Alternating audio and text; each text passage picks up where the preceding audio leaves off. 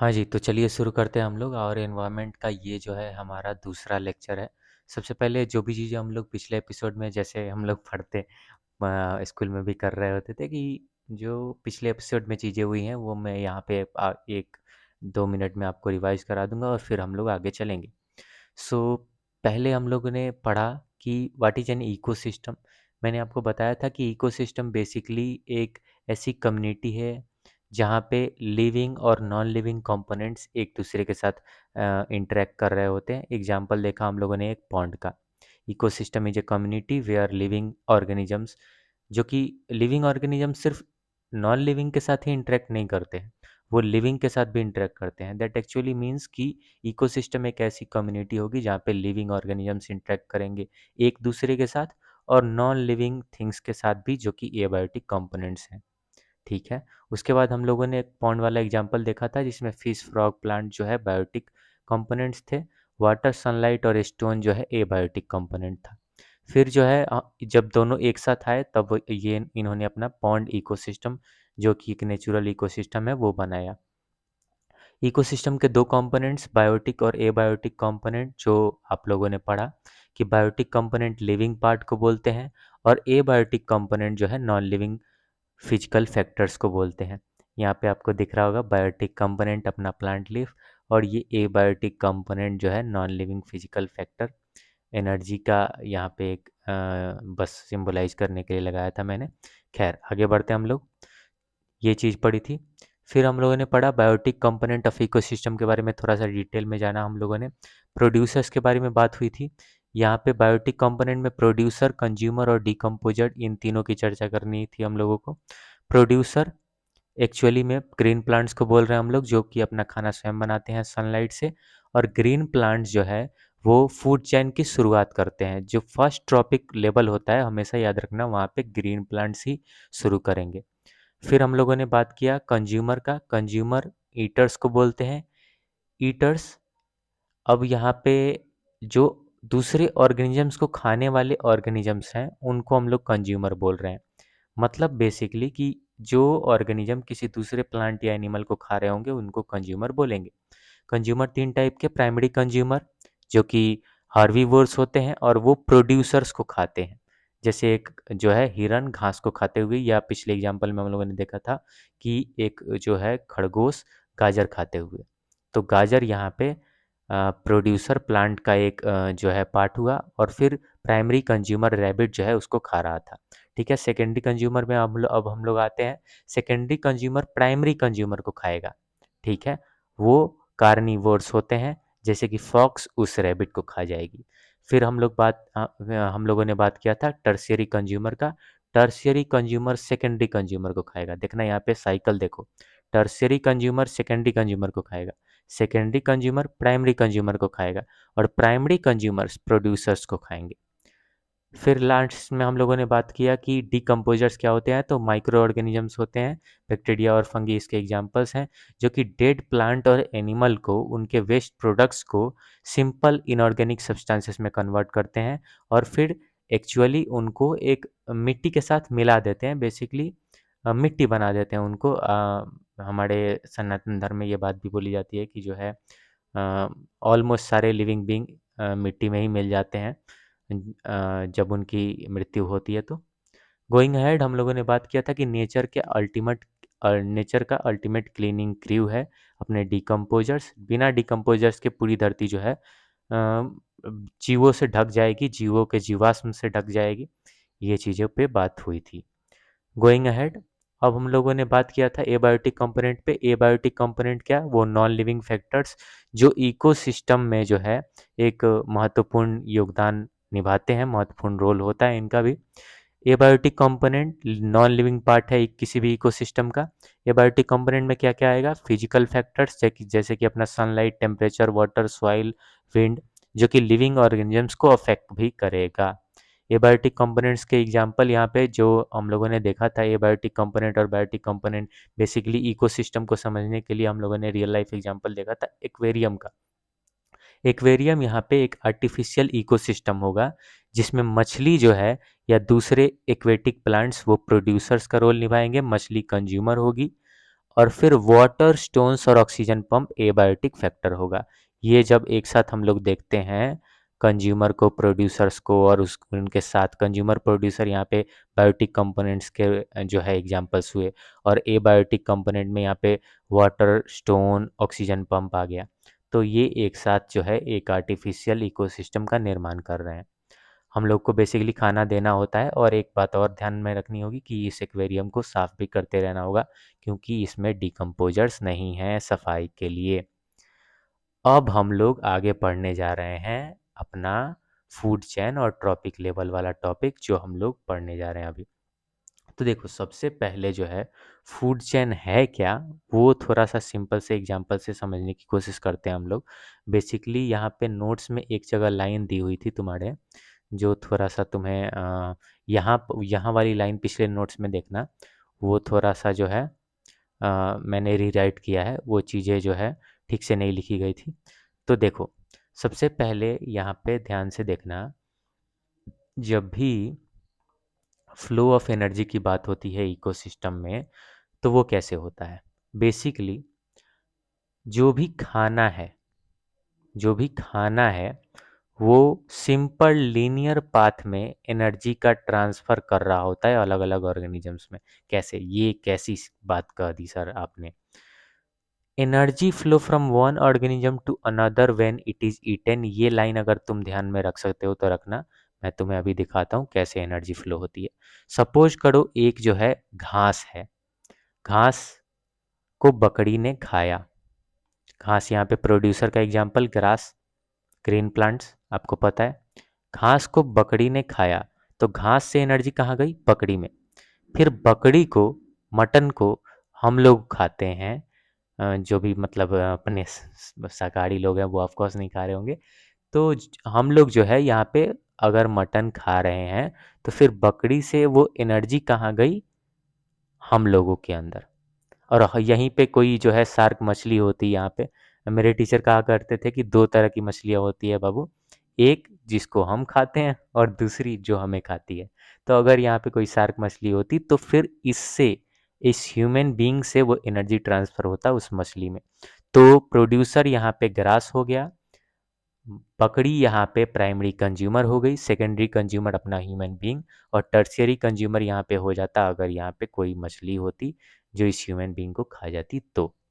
I hope ये चीज़ clear होगी, food chain की ये चीज़। ठीक है, अब हम लोग आगे बढ़ सकते हैं। Food chain shows a simple linear path of energy transfer. ये बात आपको ध्यान में रखनी थी कि फूड चेन जो है हमारा एक लीनियर पाथ शो करता है एनर्जी ट्रांसफ़र का। और ये जो स्टेप्स होते हैं फूड चेन में, एक स्टेप, दो स्टेप, जैसे देखना यहाँ पे जो है मैंने तुम्हें भी दिखाया था। ये जो स्टेप्स होते हैं फूड चेन के, इनको हम लोग ट्रॉपिक लेवल्स बोलते हैं। बस स्टेप्स का जो है एक फैंसी नाम है बायोलॉजी में, ट्रॉपिक लेवल, और कुछ नहीं है। ये पहला स्टेप हो गया, ये दूसरा स्टेप, ये तीसरा स्टेप। तो हमेशा ट्रॉपिक लेवल की शुरुआत किससे होगी, किसी न किसी प्रोड्यूसर से, किसी न किसी ग्रीन प्लांट से। ठीक है, ये चीज़ समझ में आ गई सर। तो चलो आगे बढ़ते हैं हम लोग। तो देखो यहाँ पे ग्रास जो है वो प्रोड्यूसर है लेवल 1 फूड चेन का। फिर गोट जो है वो प्राइमरी कंज्यूमर है लेवल 2 फूड चेन का। फिर ह्यूमन जो है सेकेंडरी कंज्यूमर है लेवल 3 फूड चेन का। यहाँ पे अगर कोई कार्निवोर मछली मैं रख दूँ, कोई टॉप कार्निवोर रख दूँ, तो फिर जो है वो एग्जाम्पल हो जाएगा टर्शियरी कंज्यूमर का। तो चलो ये चीज़ समझ में आ गई। अब देखना यहाँ पे सबसे इंपॉर्टेंट पॉइंट आता है फूड चेन का, फ्लो ऑफ एनर्जी का, that is 10% law of energy transfer, जो कि बहुत बहुत इंपॉर्टेंट है, वेरी वेरी इंपॉर्टेंट लिखा भी हुआ है आपके नोट्स में। तो देखो, जब एक बकरी जो है घास खाती है, घास की सारी एनर्जी बकरी की बॉडी में नहीं चली जाती।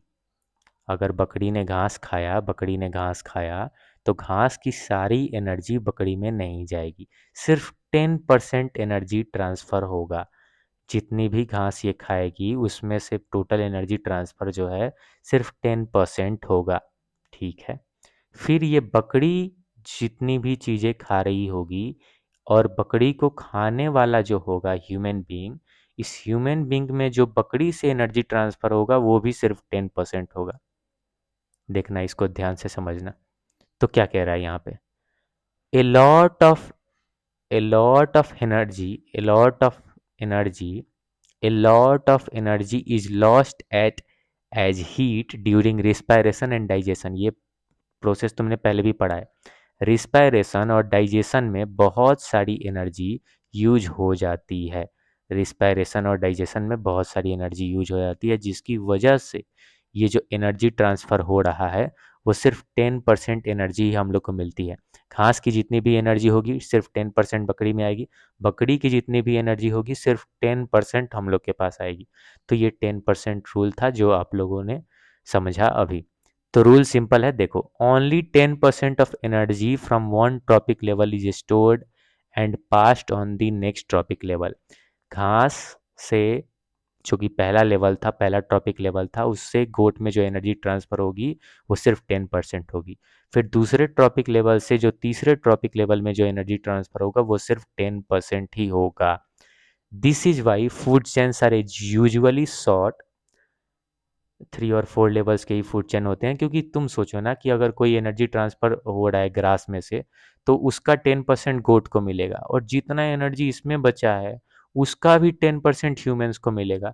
अब ह्यूमंस को खाने वाले में जो जो जिसको एनर्जी मिलेगी उसको उसका भी 10% मिलेगा, और फिर धीरे धीरे वो इतना कम एनर्जी होगा that is actually negligible, that will actually B negligible, और उससे कोई प्रभाव नहीं पड़ेगा। इसीलिए फूड चेन जो है यूजुअली शॉर्ट होते हैं, और by the time you get to the fourth level there is very little energy left to support a large population। जैसे ही आप फोर्थ लेवल फिफ्थ लेवल पर जाते हैं तो एनर्जी इतनी कम हो जाती है कि वो किसी ऑर्गेनिज्म के लिए जो है एक जीवन देने का काम कर ही नहीं सकती।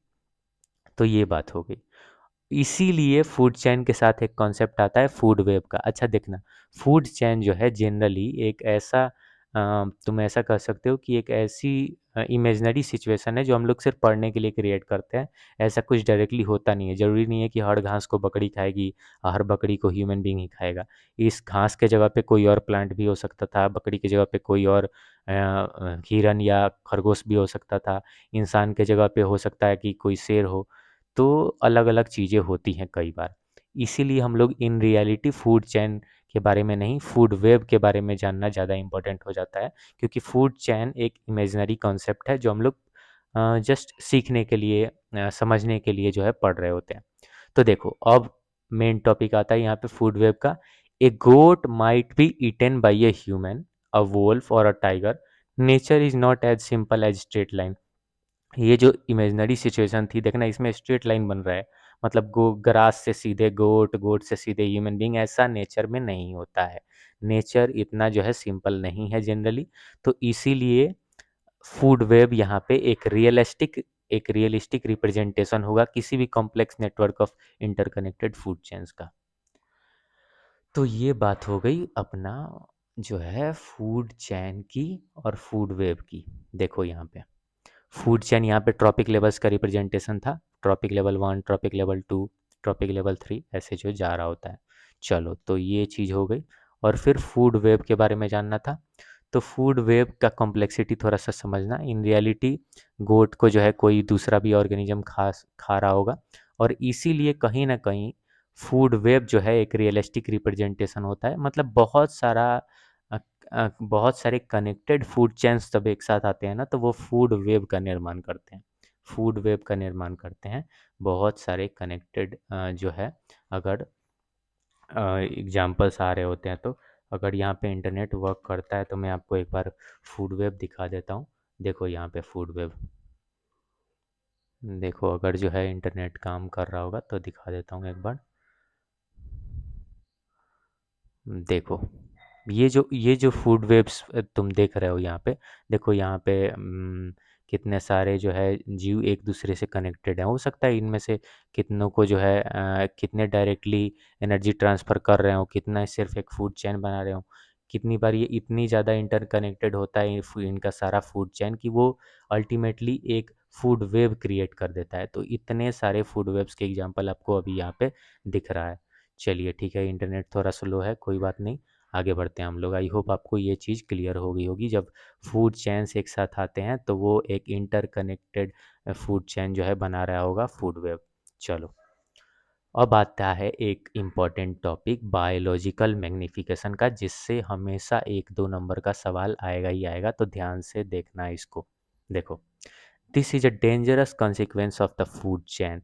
फूड चैन जो है वो एक डेंजरस consequence, फूड चैन का एक डेंजरस consequence है। दैट एक्चुअली मीन ना कि देखो, फूड चैन होने की वजह से, ये एनर्जी ट्रांसफ़र होने की वजह से ही एक नेचर में एक और चीज़ देखने को मिलती है, वो जो कि जनरली इंसानों के कारण ही होती है। क्या होगा?